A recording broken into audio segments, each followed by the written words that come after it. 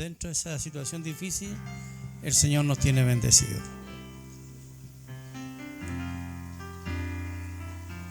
De hecho, yo les comentaba en la mañana, decir que a veces salimos de una y entramos en otra, salimos de esa y entramos en otra, nos pasan una y otra cosa, y tenemos que entender que es una sola razón,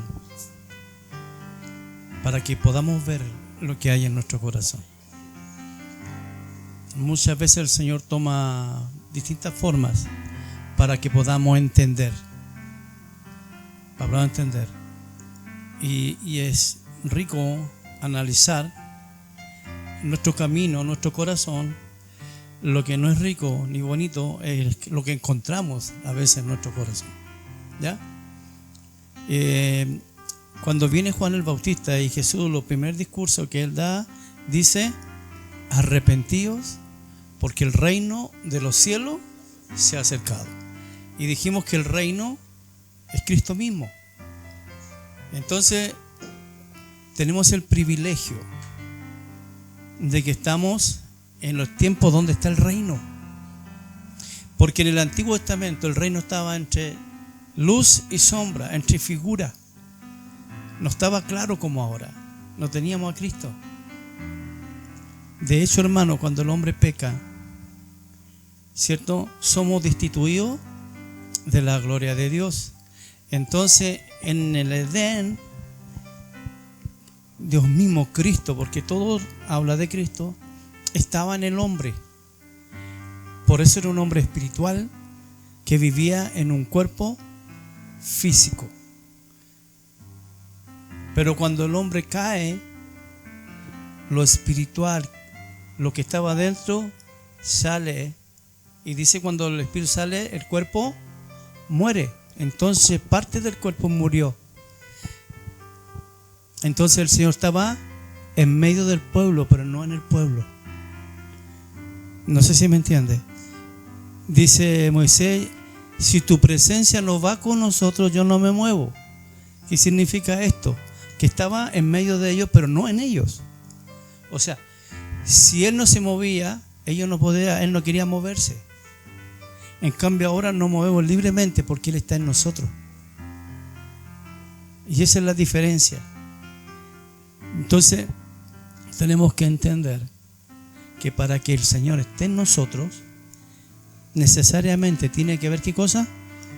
Un arrepentimiento. Por eso el Señor nos muestra, nos hace pasar por diversas pruebas para que sepamos lo que hay en el corazón, porque el Señor no comparte con nadie el corazón.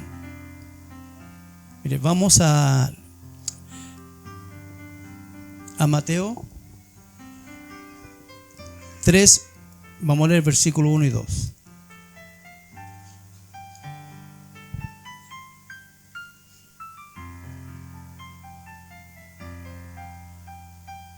Dice: en aquellos días vino Juan el Bautista predicando en el desierto.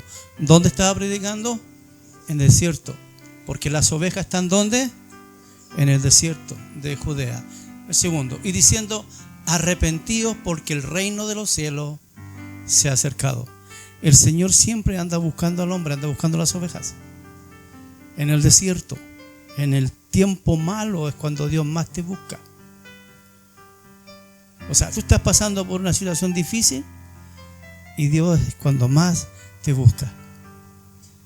Es cuando más te busca.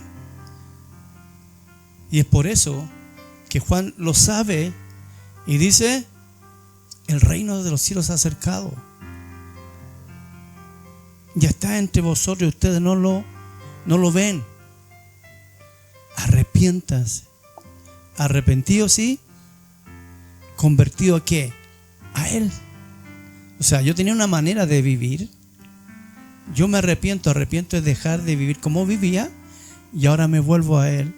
Y lo único que quiero es que Él viva en mí para yo tener el comportamiento que Él tiene, tener la mente que Él tiene, vivir como Él vivió acá. Entonces el arrepentimiento, si ustedes ven, o los que han tomado los documentos, lo primero es que tenemos que conocer a quién, a Cristo a través de su doctrina, ¿cierto? Y después viene el arrepentimiento de la obra que lo hicimos en estado de muerte. nos arrepentimos una vez, pedimos perdón al Señor, porque el Señor nos perdona cuando venimos arrepentidos.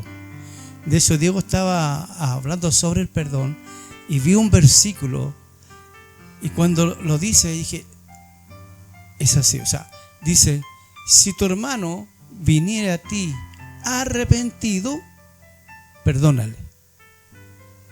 Si el Señor da esa orden a su discípulo, que si el Benjamín hizo algo y viene arrepentido a mí, ¿qué tengo que hacer yo? Ahora, pongámonos en nuestro lugar. Si yo voy al Señor arrepentido, ¿qué va a pasar con él? Él nos va a perdonar. Cuando el Señor, usted viene, conoce al Señor y se da cuenta todo lo malo que era fuera sin Él, usted se arrepiente.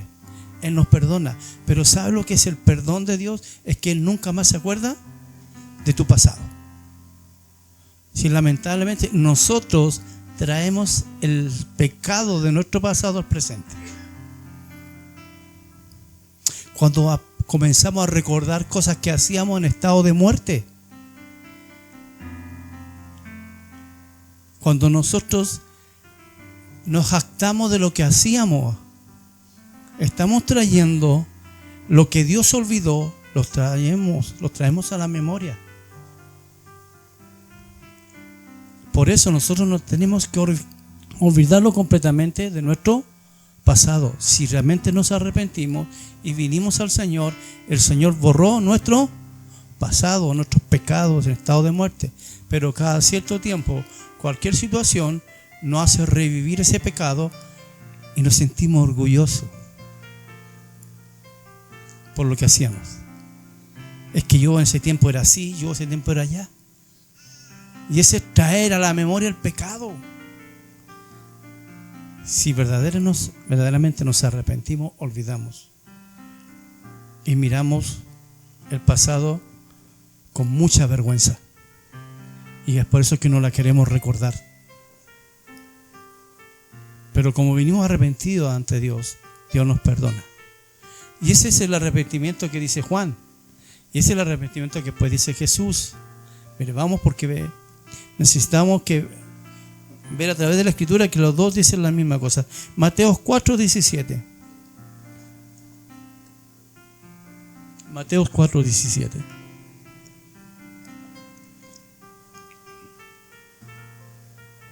Mire, lo mismo. Desde ese entonces comenzó Jesús a predicar y a decir: arrepentíos, porque el reino de los cielos se ha acercado. Exactamente lo mismo. Arrepiéntanse, porque ahora viene una nueva manera de vivir, una nueva manera de pensar. El Evangelio soy yo, dice el Señor. Y esto nos permite matar al hombre viciado, a la mujer viciada, que estaba sin Cristo. La Suri me mira con atención y me dijo amén. Ustedes no entendieron nada, pero ella fue la única que me dijo amén.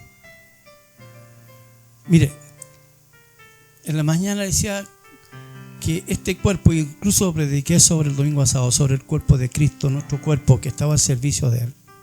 Este cuerpo, el Señor nos formó. Lo formó Él. Él permite que lo tengamos.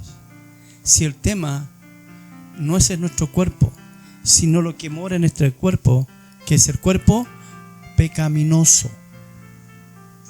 El que no quiere arrepentirse, porque piensa que siempre tiene la razón. Y vimos todas las cualidades de este cuerpo en la mañana. ¿Y cómo lo va llamando Pablo? ¿Cómo lo llama Cristo? ¿Cierto? El hombre natural. Entonces nosotros tenemos el hombre espiritual y el hombre natural. Están los dos en nosotros cohabitando en nuestro cuerpo. Y uno busca el arrepentimiento, el otro no. Y hay una pelea, y por eso, hermano, nos cuesta tanto arrepentirnos, porque estamos en una pelea, estamos en un crecimiento. Y yo le decía, gracias al Señor, que el Señor a nosotros nos llama niños en Cristo. Somos niños. Mire, y le daba este ejemplo. Cuando nace un niño en lo natural, ¿qué es lo primero que ve? Piensa esto, ¿qué es lo primero que ve? Porque estando en el vientre, lo único que le permite desarrollarse más que todos los sentidos es el oído. Por eso cuando nace la guagüita y usted le habla, reconoce la voz. De hecho, vi un video maravilloso. Nace la guagüita, ni que ahora están los papás en el parto, a lo cual gracias a Dios porque yo no estoy en ninguno, si no me muero. ¿Sabe qué? Estaba llorando, llorar la guagüita y no la podían hacer callar. Recién nacía. Viene el padre y le comienza a hablar al oído. Y la guagüita empieza a bajar. ¿Reconoció qué cosa? Porque lo primero que se desarrolla es el oído, entonces escuchan. Pero hay algo que no pueden hacer. ¿Qué es? Ver. Por eso se llama, si la gallina tuvo la guagüita, le dice, dio a, porque lo primero que vio fue la luz. Entonces vamos al mundo espiritual. Cuando nace y son una nueva criatura, ¿qué es lo que vemos? ¿Qué es lo que vemos? La luz. ¿Qué es la luz? Es Cristo. ¿Qué es Cristo? Es el reino. Por eso el Señor dice, ¿cierto? Cuando tú naces de nuevo te permite ver ¿qué cosa? El reino.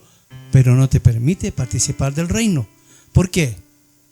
Porque eres niño en Cristo. Y el niño en Cristo es carnal. Piensa en las cosas de la carne. Porque es niño, pero es en Cristo. ¿Por qué? Porque la iglesia le dio a luz. Entonces cuando vemos la luz, la vemos exterior. Y yo le decía, todo lo vemos con luz. Entonces comenzamos a ver el reino. ¿Qué significa esto? Comenzamos a entender la palabra, ¿cierto? Comenzamos a leer la palabra, tenemos cierto conocimiento de la palabra. Entonces, como somos niños, juzgamos con respecto a lo que ya entendemos. ¿Me entiende eso? Comenzamos a juzgar. Y decimos esto es malo, esto es bueno, este no se comporta como lo que dice la Biblia. Y siempre es en el otro. Nunca dice que yo estoy mal. Porque estamos viendo siempre los defectos del otro. Entonces, Daniel el miércoles predicaba y habló de cuando miramos la paja del ojo ajeno y no vemos la viga. ¿Por qué estamos pendientes siempre de la paja del ojo ajeno? Es porque vemos con una luz externa. Abrimos los ojos y vemos el reino. Pero cuando yo nazco, ¿entiendes esto? Nazco del agua y del espíritu, estoy en el reino. La luz entra en mí y le pasa exactamente lo que le pasó al profeta Isaías. 6 capítulos hablando, ay de las manas, ay de las Diego, ay de aquí, ay de ustedes. Y cuando tiene el encuentro con el Señor, con su gloria, dice, ay. Y ese es nuestro problema. Por eso el arrepentimiento es diario. Tiene que salir, ay, ¿de qué? De mí, que soy hombre de labios sucios, de pensamiento sucio. Porque no nos damos cuenta, porque somos niños, entonces estamos viendo siempre los demás, el defecto de los demás. Pero el día que el Señor comienza a entrar a ti, el día que se comienza a formar el Señor en ti, vas creciendo, te das cuenta y decís, realmente tengo una viga cruzada en mis ojos. Estoy mirando lo ajeno y yo tengo un pecado tan grande en mí. Entonces viene el arrepentimiento. Entonces viene la autoliberación. Porque quiero librarme de esta viga. Y yo le digo que es tan grande esta viga que no la tiene que cruzar los ojos, sale hasta el oído porque tampoco escucha. Y de eso debemos arrepentirnos todos los días, porque estamos en un cuerpo pecaminoso. Y este cuerpo tiene una mente pecaminosa. Lo vimos en la mañana. Este cuerpo tiene una mente pecaminosa. Por eso cuando juzgamos con esta mente, con este tipo de mente que tenemos, por eso podemos juzgar mal. Por eso es necesario, hermanos, este arrepentimiento diario. Porque todos hemos pecado. ¿Cuántos han pecado?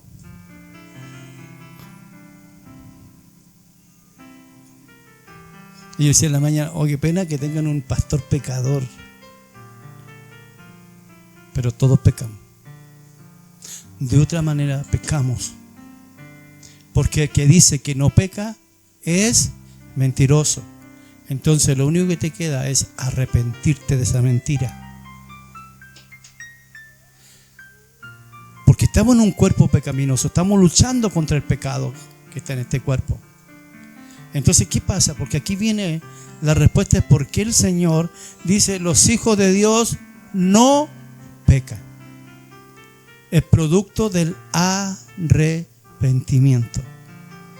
Porque el primer arrepentimiento es de obra muerta. Y dice, vamos a la perfección. ¿Qué es la perfección? ¿Cómo se perfecciona ese arrepentimiento? Cuando la luz entra en nosotros, nos damos cuenta de lo sucio que somos, la mugre que hay en nosotros, porque entre más luz, más aparecen las manchas, ¿sí o no? Si yo estuviéramos de noche aquí y apagáramos toda la luz, nadie vería las manchas de las poleras, de los pantalones. Pero a medida que aprendiendo luz, vamos viendo las manchitas que tenemos. Entonces, cuando viene la luz a nosotros, nos damos cuenta que no somos tan buenos como creíamos que éramos. Nos damos cuenta que sí somos pecadores, pecadoras. Entonces ahora tiene que haber un arrepentimiento genuino diario. Y de eso quiero hablarles, de ese arrepentimiento. Pero ¿cómo me doy cuenta yo que tengo que arrepentirme? Tengo que conocer la luz, tengo que tener entendimiento. Si no tengo entendimiento, no voy a matar la carne, porque no sé cómo. No entiendo cómo mato esta carne, cómo la crucifico, porque no entiendo cómo hacerlo. Entonces yo tengo que empezar a analizarme yo mismo. Cuando en ciertas situaciones reaccionamos de una manera, teníamos que pensar, ¿cómo lo hice? ¿Cómo reaccioné? ¿Reaccioné con la mente carnal o reaccioné con la mente de Cristo? Y ahí nos damos cuenta que aún hay pecado en nosotros. Aún hay pecado en nosotros. Y tenemos que arrepentirnos, hermano. Pero arrepentirse significa esto: no volver a hacerlo. Por eso, hermano, cuando viene tu hermano a ti a pedirte perdón, es porque nunca más va a hablar mal de ti con respecto a ese pecado.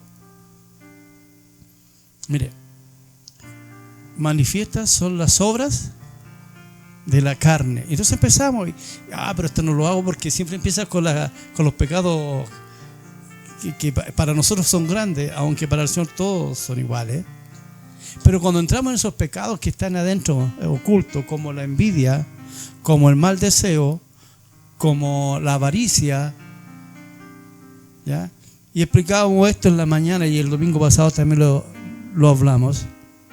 Cuando estaba la mujer y aparece Satanás, no había comido el árbol de la ciencia del bien y del mal.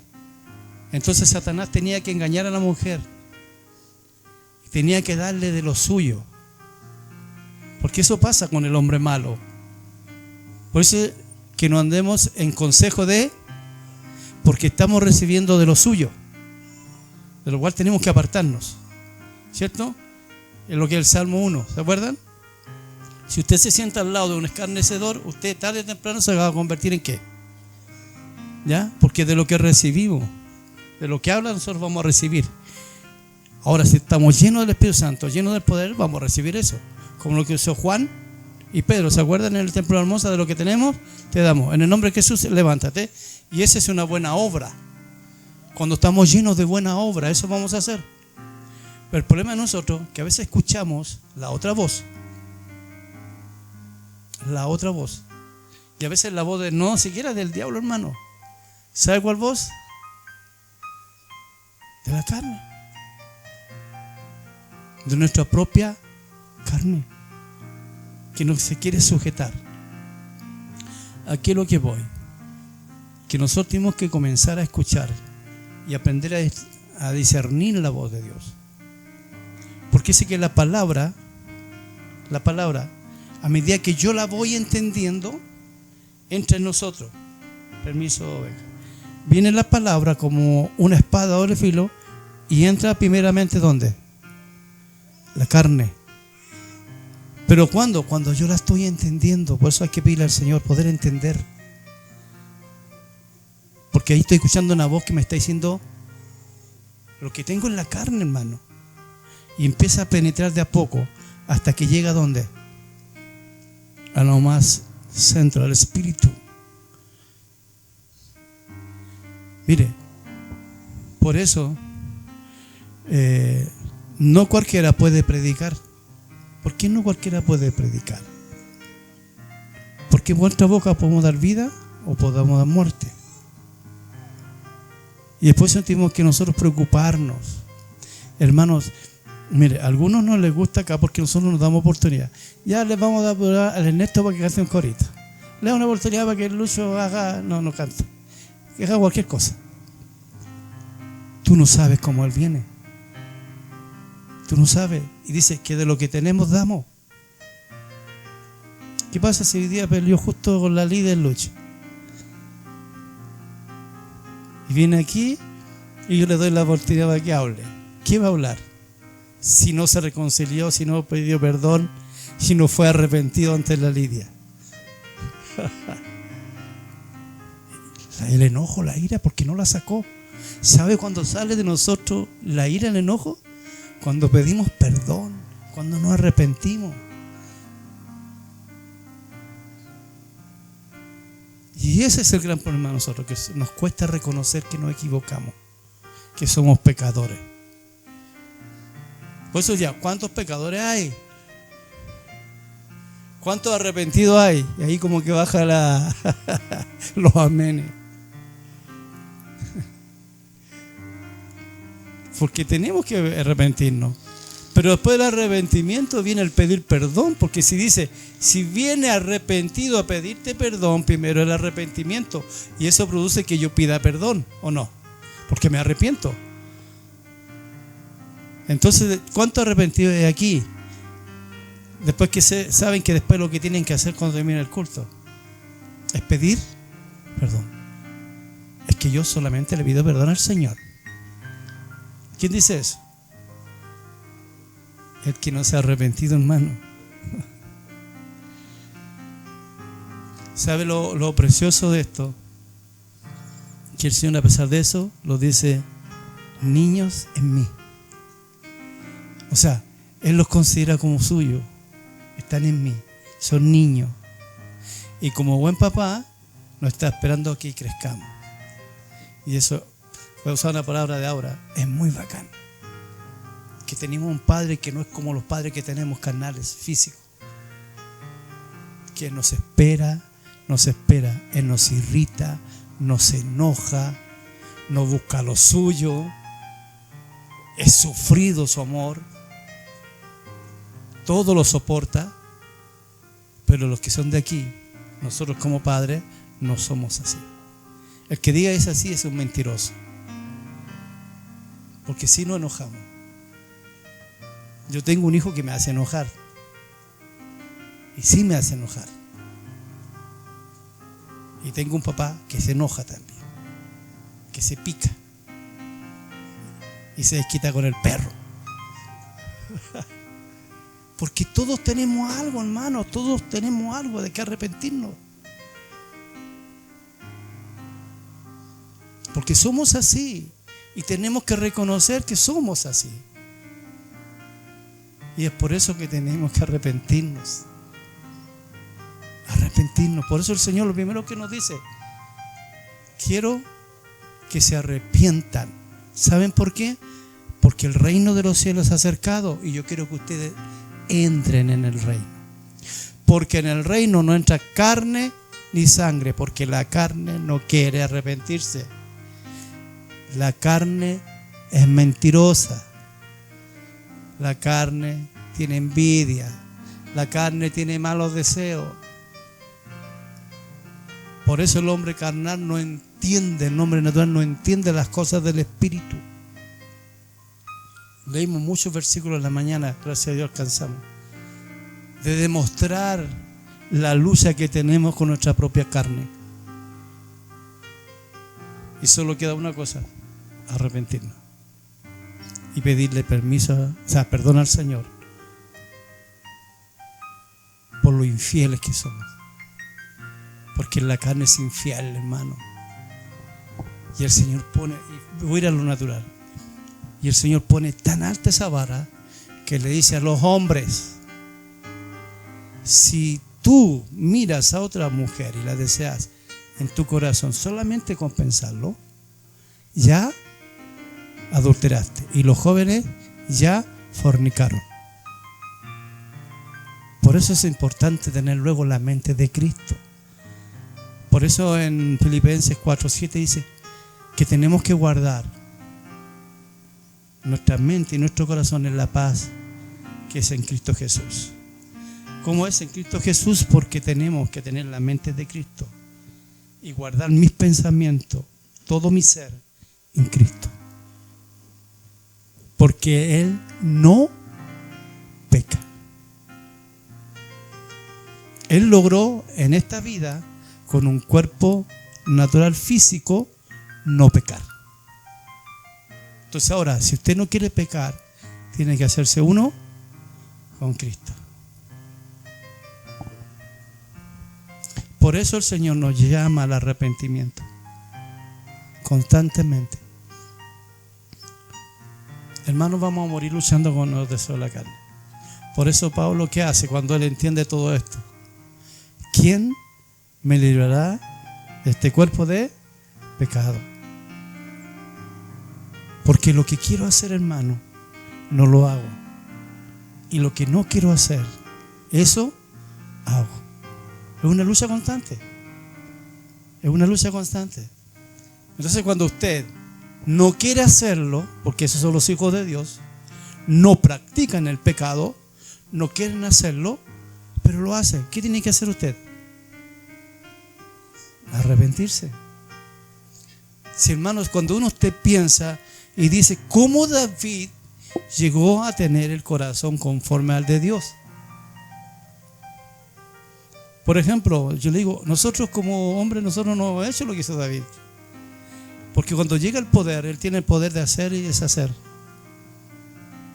Se para un día que tenía que ir a la guerra, ve a una mujer, la codició y llevó a cabo el pecado. Y no se conformó con eso, sino mandó a matar ¿a quién? A la esposa.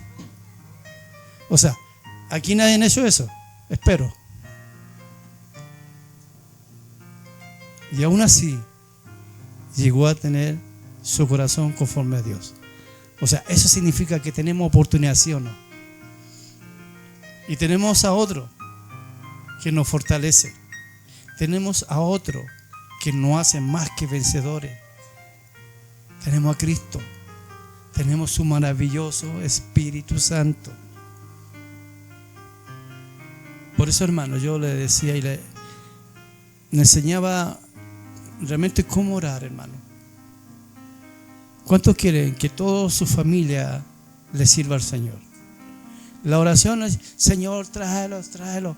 Hermano, si el Señor no pone el querer como el hacer, Él no va a llegar. Aunque usted ore toda su vida. Entonces, ¿qué tenemos que pedir?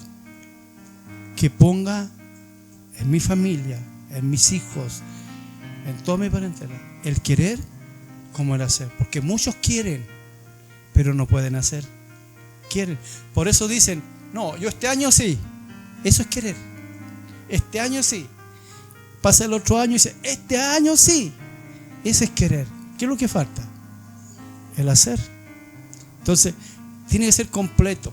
Que el Señor ponga el querer, pero también ponga Él al hacer. Pero yo tengo que llevar una vida en arrepentimiento. En arrepentimiento. Entonces, teníamos que, primero, arrepentirnos, convertirnos. Convertir significa que recuperar la imagen. Comenzar a que Cristo sea formado en nosotros. No se desespere, porque todo es un proceso. Usted, la Karina no tuvo la Suri y ya tiene 18 años. Ella tiene un proceso, empezó de los 0 al 1, 2, 3, igual en nosotros. Cristo comenzó a formarse, ¿ya? Porque mire, en el principio creó Dios a nosotros, nos creó, pero también nos formó. Producto del pecado, el hombre formado pasó a ser el primero y el creado pasó a ser el segundo. Por lo tanto, ¿qué tiene que ser ahora? El segundo, ser formado. ¿Ya? El segundo ahora tomó esa cualidad que tenía solamente el cuerpo. Ahora el hombre interior tiene que ser formado en nosotros. Eso lo dice en Isaías. Tarea para la casa. Dice que ahora Israel tiene que ser formado. Entonces, hay un proceso. El tema que usted tiene que desear la leche, no adulterada, porque esas son las que hacen crecer al niño. Abrazar esa leche, no toda la vida, por un tiempo hasta que usted comienza a madurar. Y el día en que usted vea hacia adentro, la luz entre y reconozca que usted es pecador, que es malhechora y malhechor, usted lo único que va a querer es crucificar este cuerpo de pecado. Mientras tanto, va a vivir siempre como un niño, mirando el reino en otro y no en usted. Viendo cómo los otros prosperan en el Señor y usted sigue siendo el mismo o la misma. Por eso es necesario, hermano, que venga a nosotros un deseo ferviente de arrepentimiento en nosotros. Y decir, ya basta, Señor, yo no quiero más esta vida. No quiero más esta vida. Me arrepiento. Y voy y pido perdón a quien tengo que pedir perdón. Arrepentido. Para que el Señor nos perdone.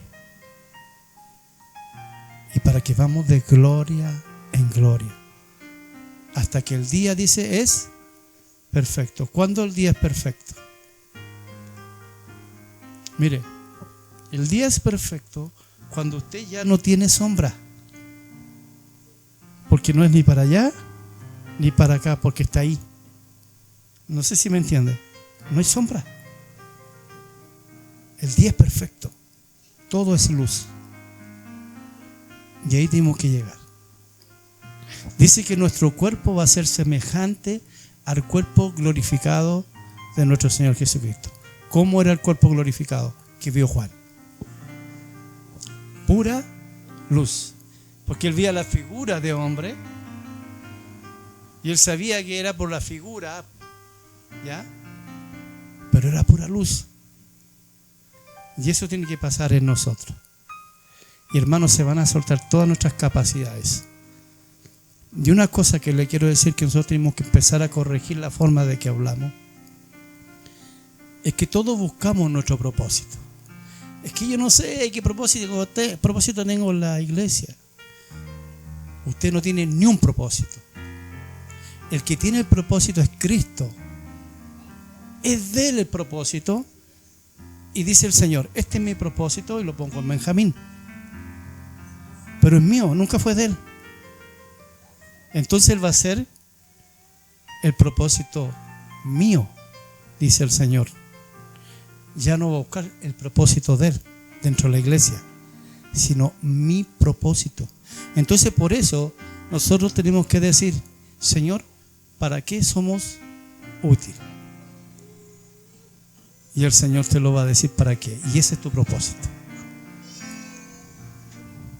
Hermano, ¿qué pasa si el Señor un día te dice, yo quiero que mantengas limpio el lugar donde se reúnen mis hijos? ¿Y sabe qué? Ese es tu propósito. Ahora, ¿qué tiene que hacer usted? ¿Obedecer y mantener el lugar? Ya, bien. Pero usted se siente inferior a mi propósito, que es de pastor.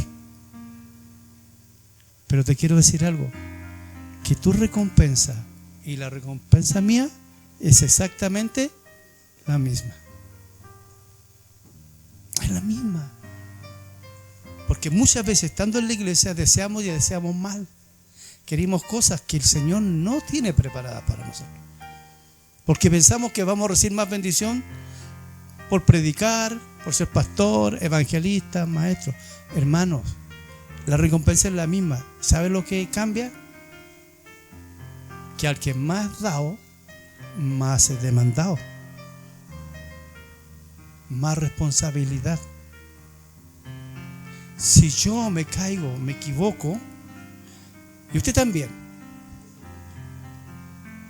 cuando usted mire en el infierno, usted va a estar en la primera capa, porque había poca demanda, pero en mí había mucha demanda, por lo tanto yo estaba en lugares más oscuros. O sea, ¿cuántos quieren ser pastores? ¿Cuántos quieren ser ministros? Tenemos que andar así, hermano, porque hay mayor demanda. Entonces, confórmese donde el Señor lo colocó. ¿En qué posición del cuerpo? No importa. Lo importante es que está en el cuerpo. Y el Señor va a cuidar tanto la oreja como la uña del pie. Porque para Él todo es importante. Si pensamos de otra manera, por favor, ¿qué cosa tiene que hacer? Arrepentirse. Pedid y pedid mal. Tenemos que pedir conforme al deseo del Señor. Y sea honesto, honesta. Señor, yo quiero esto. Y pedirlo. Pero terminando la oración, tiene que decir, pero que se haga tu voluntad.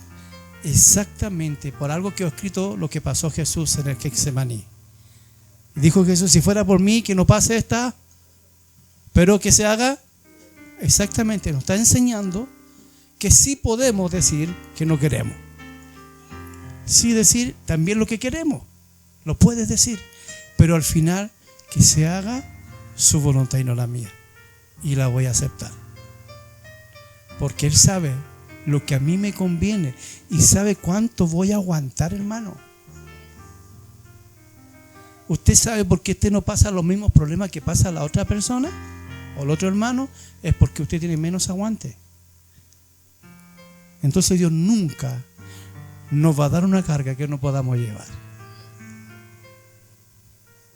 Nunca.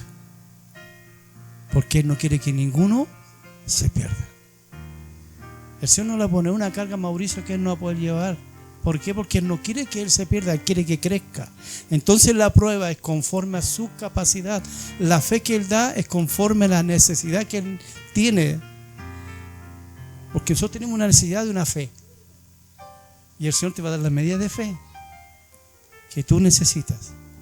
Por eso no hay que envidiar la fe del otro. Sí, el Señor pues dice a través de Pablo que debemos imitar la fe de los que nos presiden. ¿Ya? Porque tenemos que ser como el maestro. Como el maestro. Mire, si el discípulo es perfeccionado, va a llegar a ser como el maestro. Y aquí el único maestro de maestros es nuestro Señor. ¿Cuántos quieren ser como Él? Arrepiéntanse y conviértanse al Señor. Que Él haga su voluntad, hermano. No busque su propio beneficio. ¿En qué el Señor va a ganar?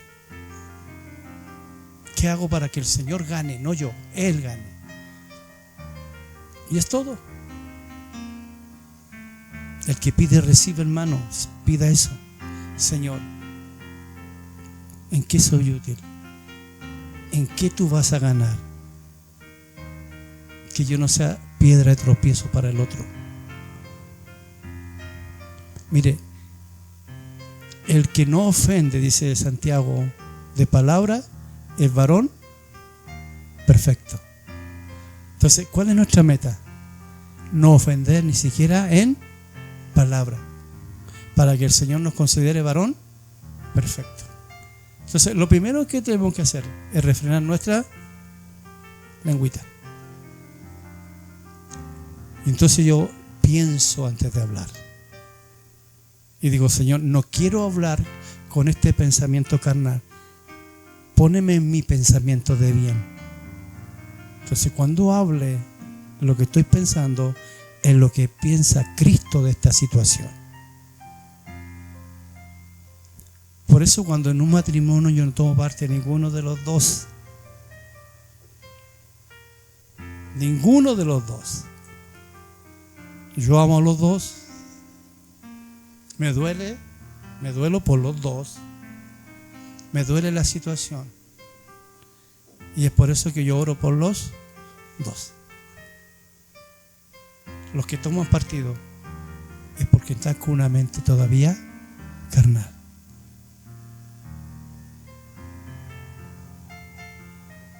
Mire, hermanos, como el Señor nos ama y ama ese matrimonio, después llega y lo hace uno. Se vuelven a enamorar y vive una vida de comunión. Y como yo me metí ahí con una mente carnal, el único que queda mal, ¿quién es? El que tomó partido con una mente carnal. Imagínese, estoy enojado el Diego con la Karina y yo tomo partido por la Karina. Voy a andar poniendo mal a todos, al Diego con todo. Oye, Luis, ¿no sabías lo que hizo el Diego? El Diego, que yo lo tenía considerado, hizo esto. Envenené a uno. Me encuentro con el hijo. ¿Y tu papá viste lo que hizo? Envenené a otro. Y de repente se reconcilian y vuelven a amarse y vuelven a buscar a Dios juntos. ¿Quién fue la cizaña? El que tomó partido. Y si yo lo hice, hermano, es hora que te arrepientas. Es hora que yo me arrepienta por esa mente carnal que tomó partido por uno. Aquí el único que tiene la razón es nuestro Señor.